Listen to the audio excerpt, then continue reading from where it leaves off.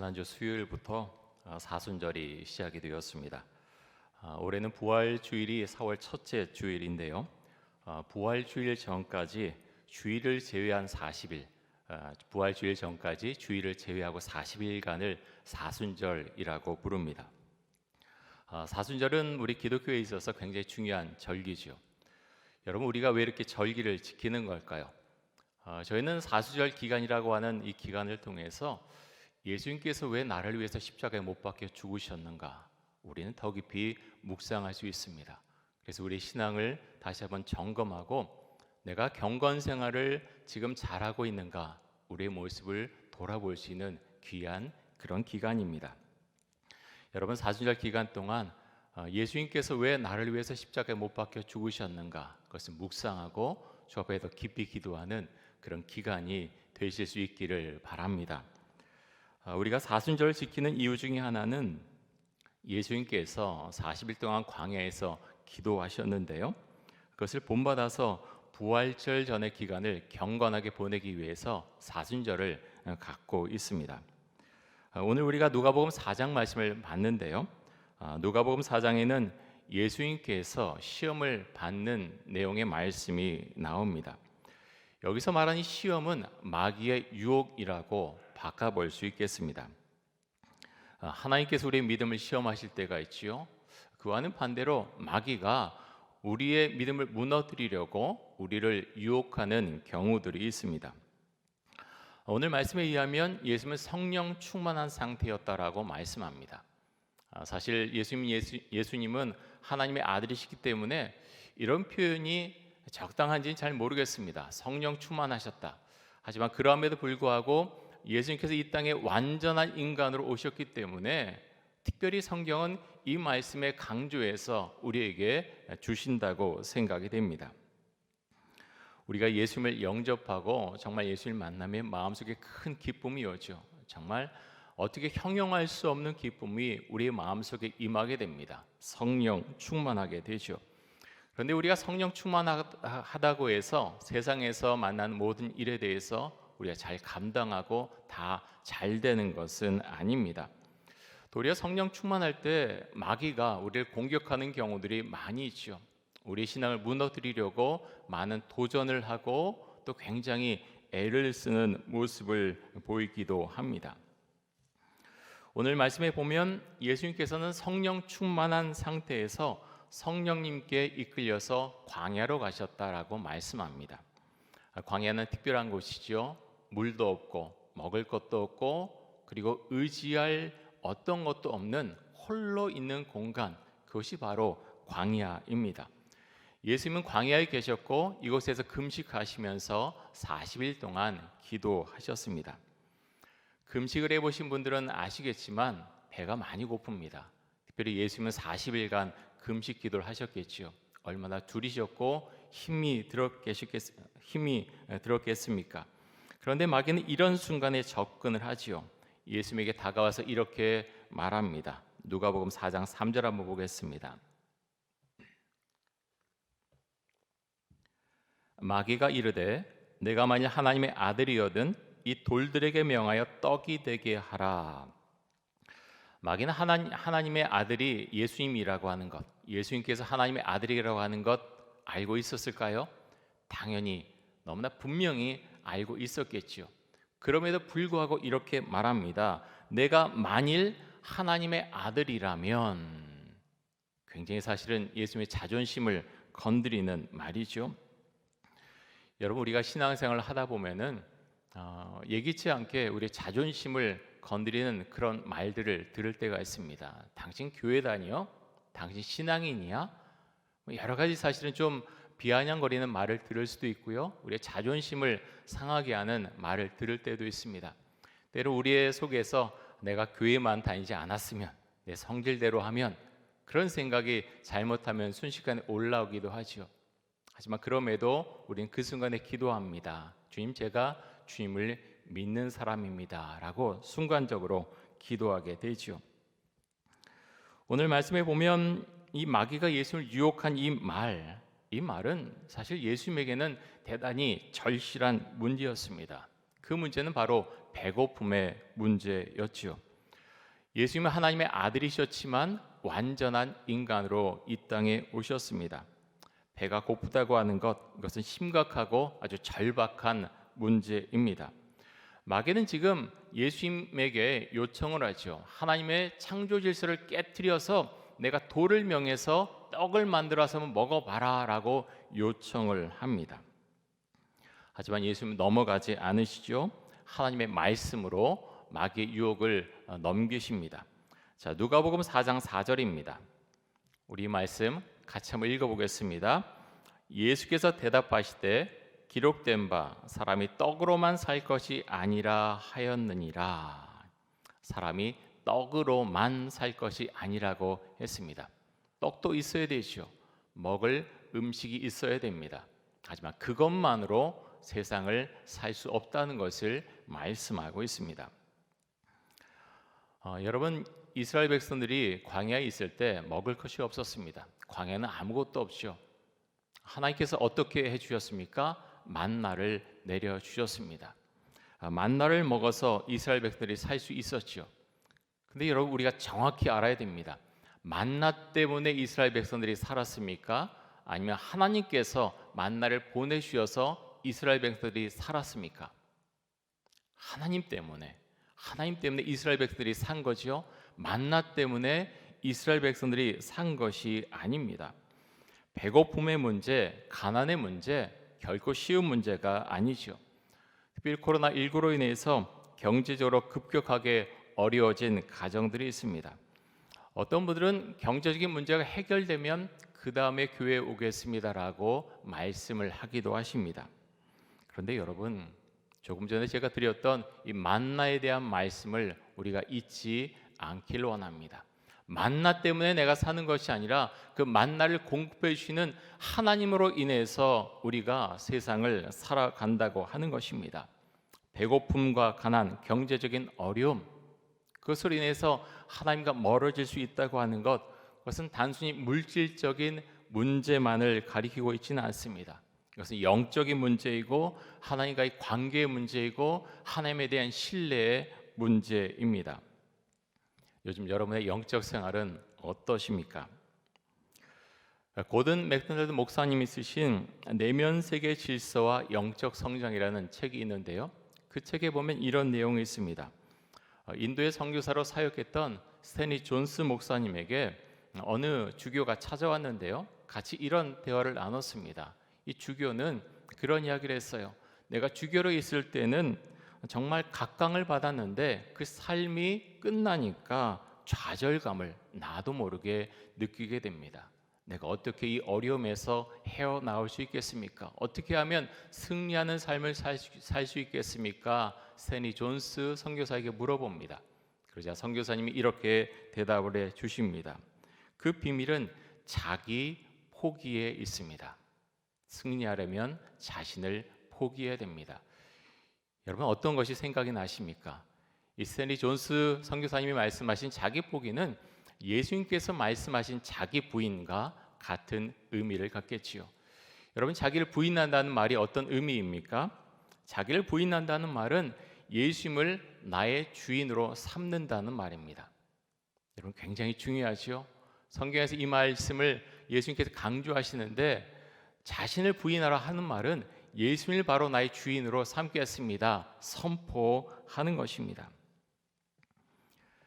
가난이나 경제적인 어려움 등 모든 문제에 있어서 우리에게는 자기 고백의 신앙이 절대적으로 필요합니다.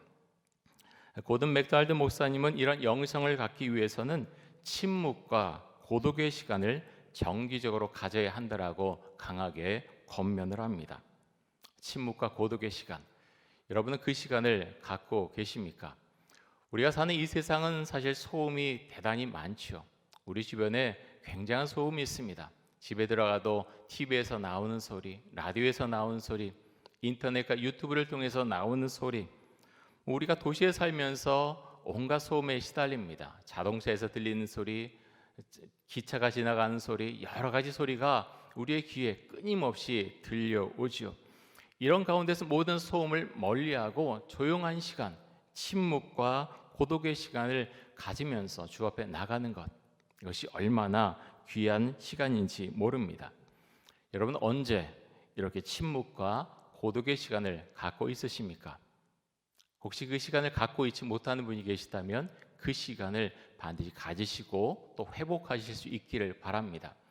내 신앙이 왜 이렇게 흔들리나, 내 마음이 약해지나, 근원적으로 따져 올라가면 그 신앙이 약해져 있을 가능성이 아주 많습니다. 누구나 그렇습니다. 목사도 그렇고 모든 그리스도인들 마찬가지입니다.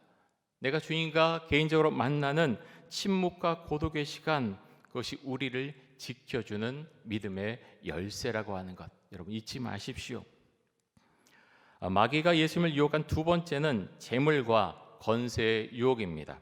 누가복음 4장 5절에서 7절까지의 말씀을 한번 보겠습니다. 마귀가 또 예수를 이끌고 올라가서 순식간에 천하만국을 보이며 이르되 이 모든 권위와 그 영광을 내가 내게 주리라. 이것은 내가 내게 넘겨준 것이므로 내가 원하는 자에게 주노라. 그러므로 내가 만일 내게 절하면 다 내 것이 되리라. 자, 마귀는 자신에게 경배하면 내 눈앞에 보이는 모든 것들을 너에게 주겠다라고 말합니다. 이 말은 다시 말하면 마귀를 너의 주인으로 삼으면 내가 갖고 싶어하는 건 내가 다 주겠다. 마귀가 하나님의 아들인 예수님에게 감히 이렇게 말하고 있는 것입니다. 여러분 우리가 세상 살다 보면 마귀가 우리를 이렇게 유혹할 때가 많이 있습니다. 내 마음속에 어떤 욕망들, 어떤 욕심들, 그것을 마귀가 건드려서 그 앞에 넘어지게 하는 경우가 있죠. 근데 하나님은 그렇게 하지 말라고 우리에게 말씀하십니다. 요한일서 2장 15절에서 17절까지의 말씀 한번 보겠습니다.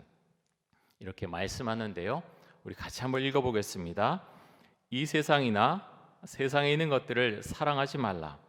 누구든지 세상을 사랑하면 아버지의 사랑이 그 안에 있지 아니하니 이는 세상에 있는 모든 것이 육신의 정욕과 안목의 정욕과 이생의 자랑이니 다 아버지께로부터 온 것이 아니요 세상으로부터 온 것이라.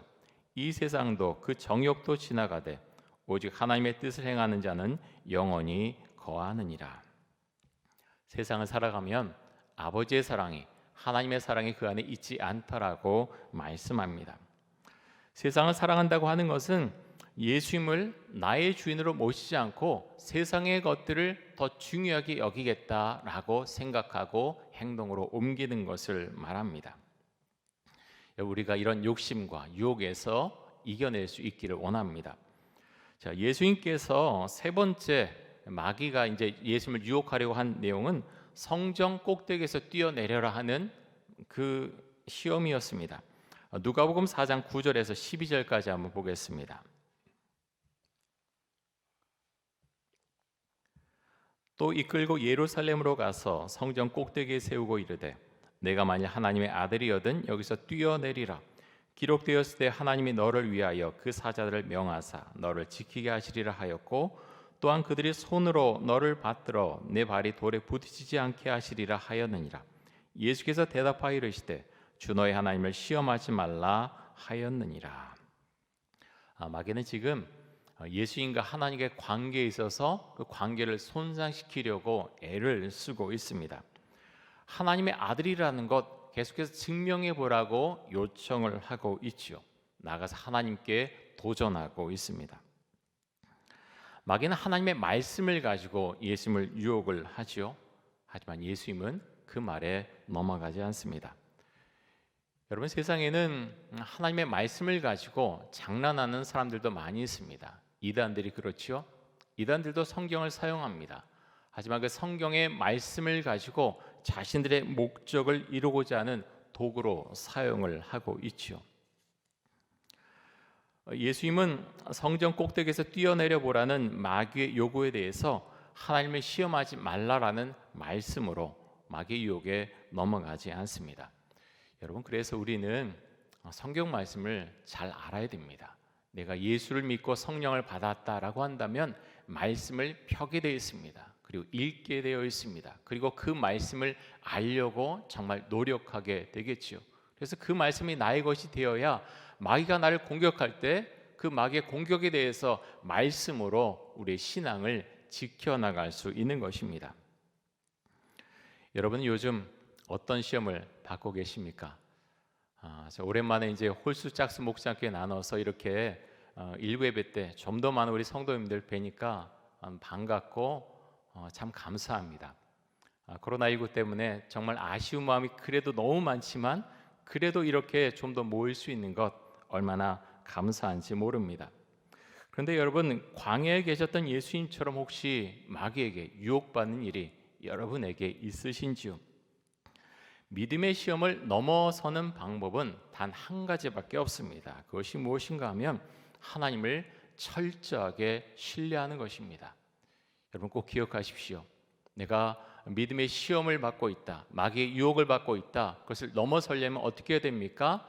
하나님을 철저하게 믿는 것, 하나님을 철저하게 신뢰하는 것, 그거 외에는 그런 유혹을 넘어설 수 있는 방법이 없습니다. 요즘 한국 교회는 그리고 그리스도인들은 세상이 주는 시험 가운데 놓여 있습니다. 아니 어떻게 보면 하나님께서 우리 믿음을 시험하고 계신지도 모르겠습니다. 유진 피터스 목사님께서 쓰신 책들이 많이 있는데요. 그 중에 한 권이 젊은 목사에게 보내는 편지라고 하는 책이 있습니다. 이 젊은 목사에게 보내는 편지라는 책은 이 아버지인 유진 피터스 목사님께서 아들인 에릿 피터스 목사에게 그 아들이 목회에 대해 잘 모르겠다고 이야기를 했을 때 편지를 주고받게 되는데요. 약 10년간에 걸쳐서 아들에게 준, 마치 바울이 디모데에게 편지하듯이 목회에 서신을 준 그런 편지의 내용을 담고 있습니다. 이 책에 보면 유진 피터스 목사님은 목사의 인격에 대해서 아주 강조하고 많이 말씀합니다. 또 그것과 더불어서 목사가 설교 강단에 서 있을 뿐만 아니라 평소에 경건한 생활이 얼마나 중요한지에 대해서 강조하고 또 강조를 합니다. 여러분, 그런데 이런 것은 목사에게만 해당되는 것은 아니겠죠. 그리스도인들 모두에게 해당되는 내용이라고 생각이 됩니다. 경건한 삶, 그것은 목사에게도 당연한 것이지만 우리 장로님들이나 다른 분들에게도 동일하게 적용돼야 되는 그런 말씀이죠. 나의 삶이 예배드릴 때뿐만 아니라 삶 자체가 경건한가, 이런 도전을 유진 피터슨 목사님 우리에게 주고 있습니다. 유진 피터슨 목사님 아주 솔직하게 아들에게 그런 내용을 쓰고 있는데요. 내가 어떤 정말 유명한 목사님들과 함께 교제를 나누는데 내 마음이 편하지가 않구나. 강단에서 그들의 모습은 멋있을지 모르지만 평소에 함께 나눈 그런 말들 가운데서 주의 임재하심을 내가 잘 느끼지 못하겠구나, 이런 말들을 하십니다. 마틴 로이드 존스 목사님께서 쓰신 책 가운데 설교와 설교자라는 책이 있는데요. 이 책에 보면 목사님께서는 설교자에게 있어야 되는 요건 중에 하나를 인격이라고 말씀을 합니다. 그러면서 성령 충만이 바로 인격은 아닙니다라고 설명을 하시는데요. 인격이 높다라는 말은 그가 경건한 삶을 살고 있다라는 것을 의미합니다라고 로이드 존스 목사님은 설명을 합니다.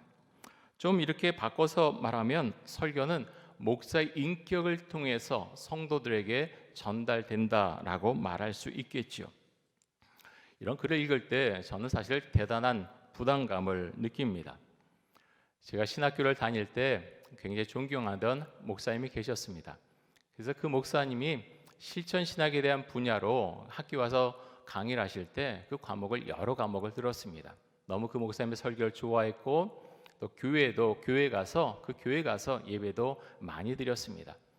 그 목사님의 설교가 좋아서 교회 서점에 가서, 그때는 테이프였죠. 설교 테이프를 많이 구입해서 그 설교를 얼마나 많이 들었는지 모릅니다. 그런데 그 목사님께서 은퇴하시면서 수업 시간에 여러 번 강조하셨던 그 내용들을 하나도 지키지 않는 모습을 보면서 마음이 너무 힘들었습니다. 그리고 그 이후부터 그 목사님의 설교를 들어도 제 귀에 들려오지 않았습니다. 제 마음속에 그 설교가 들어오지 못하는 것을 보게 되었습니다. 여러분, 왜 그랬을까요? 저에게 그렇게 은혜스럽던 그 설교가 왜 저의 마음속에 들어오지 못하고 들리지 않는 설교가 되었을까요? 그분의 삶과 신앙에 의문이 들었기 때문입니다. 설교는 그분의 인격을 통해서 선포되어지는데 그분에게 대단히 설명한 저에게 그분의 설교가 더 이상 들어오지 않았던 것이죠. 제가 드린 이 말씀은 설교자인 저에게도 그대로 적용이 됩니다. 제 인격을 믿지 못하거나 저를 신뢰하지 못하는 분들은 제 설교가 들리지 않겠지요. 그것은 어찌 보면 너무나 당연한 것입니다. 그래서 설교를 담당한 저는 그런 면에서만 부담감과 또 책임감을 느끼게 됩니다. 제가 이제 우리 교회에 와서 시간이 지나면 점점 느끼는 것은 참 저의 부족한 면을 정말 많이 발견하고 느끼게 됩니다. 제가 이 말씀을 드리는 이유 중에 하나는 설교자뿐만 아니라 그리스도인은 경건한 삶을 살아가야 되고 또 나아가서 인격적인 사람이 되어야 한다는 점 때문에 말씀을 드립니다. 예수님께서는 인격적인 분이셨습니다. 인격이 높다고 하는 것은 경건한 삶을 살아가는 것을 말하는데 저도 그렇고 우리 성도님들 모두가 경건한 삶을 살아가는 그리고 인격적인 분들이 되시기 바랍니다. 왜냐하면 예수님께서 그런 분이셨기 때문이죠. 사랑하는 성도 여러분, 오늘 말씀을 통해서 우리 주시는 말씀을 우리가 꼭 기억할 수 있기를 원합니다. 마귀가 우리를 유혹할 때 넘어가지 않는 은혜가 있기를 원합니다. 우리가 지금 보낸 이 시기는 우리가 버텨내야 되는 시기입니다. 여러 면에서 쉽지 않은 시간을 보내고 있습니다. 하나님을 철저히 신뢰하는 것 외에는 마귀 유혹에 넘어가지 않을 수 있는 다른 방법이 없습니다. 예수님께서 십자가 처형을 앞두고서 겟세마네 동산에서 기도하셨지요. 주님, 할 수 있다면 나의 잔을 옮겨주십시오라고 하나님께 기도를 드립니다. 하지만 하나님께서 아무 말씀도 하지 않으시자 나의 원대로 마시었고 아버지의 원대로 해달라고 기도를 하시죠. 여러분, 예수님의 기도가 우리의 기도가 될 수 있기를 원합니다. 세상은 우리를 무너뜨릴 준비를 합니다. 우리 마음속에 있는 욕심을 건드리고 욕망을 건드릴 수 있지요. 야고보서 1장 14절과 15절에서는 이렇게 말씀하고 있습니다. 우리 같이 한번 보겠습니다. 같이 읽습니다. 오직 각 사람이 시험을 받는 것은 자기 욕심에 끌려 미혹됨이니 욕심이 잉태한즉 죄를 낳고 죄가 장성한즉 사망을 낳느니라. 여러분, 우리의 마음에는 욕심이 있습니다. 욕망이 있습니다. 아니라고 말할지 모르지만 정도의 차이는 있지만 우리의 마음속에는 미혹되는 마음들이 분명히 들어가 있습니다. 하나님의 말씀으로 제어하지 않으면 경건한 삶을 위해서 내가 훈련하고 매일 그것을 그렇게 실행에 옮기지 않으면 우리의 마음은 넘어지고 세상 것으로 덮여버릴 수 있습니다. 여러분, 주의 말씀에 우리가 좀 더 깊이 들어갈 수 있기 원합니다. 하나님의 말씀을 좀 더 잘 알 수 있기 원합니다. 그래서 말씀으로 우리의 삶에 적용하고 세상에서 우리를 시험하는 것들에 대해서 하나님의 말씀으로 우리가 반응하고 응답할 수 있기 원합니다. 사랑하는 성도 여러분, 어려운 시기를 살아가고 있지만 주의 말씀 가운데 제가 버티고 이겨나가고 결국 승리하겠습니다. 우리가 주 앞에 그렇게 기도하면서 성령 충만하고 은혜 가운데 이 기간을 우리가 보낼 수 있기를 간절히 원합니다. 우리 함께 기도하겠습니다. 이 시간 기도할 때 세상이 주는 비신앙적인 유혹에 넘어가지 않게 하여 주옵소서. 하나님을 더 철저하게 신뢰하고 말씀에 순종하고 또 하나님의 말씀으로 시험을 이겨낼 수 있게 하여 주옵소서. 함께 기도하겠습니다.